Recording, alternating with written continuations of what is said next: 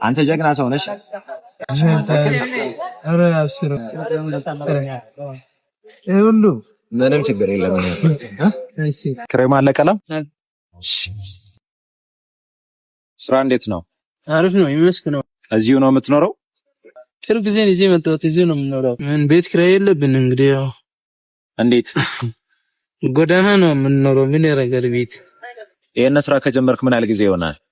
ስራ ያው እንግዲህ ስራ ስላጣሁኝ ማንኛውም ስራ ቦታ ብጠይቅ ማንም ስራ የሚያስገባኝ ስለሌለ የግድ በቃ ሊስትሮ መጀመር አለኝ ብዬ ልመና ጀምሬ ከዛ ከሰው ለምኜ ያን አጠራቅሜ ነው በዛ ሊስትሮ የጀመርኩት ማለት ነው። ሰዎች ጋር እየሄድክ ተለመነና የለመንኩኝ 10 ብር የለቀምኩኝ ያችን ብር አጠራቅሜ በዛ ሊስትሮ ከገዛው በዛ ጀመርኩኝ ማለት ነው። እሺ ጀግናሽ። የኔ ስንት ብር ነው የሚያስከፍለው? ያንተ ያው 30 ብር ብቻ። 30 ብር ብቻ። እሺ ከዚህ መኪና ውስጥ ልስጥህ? ኖርማል ይቻላል።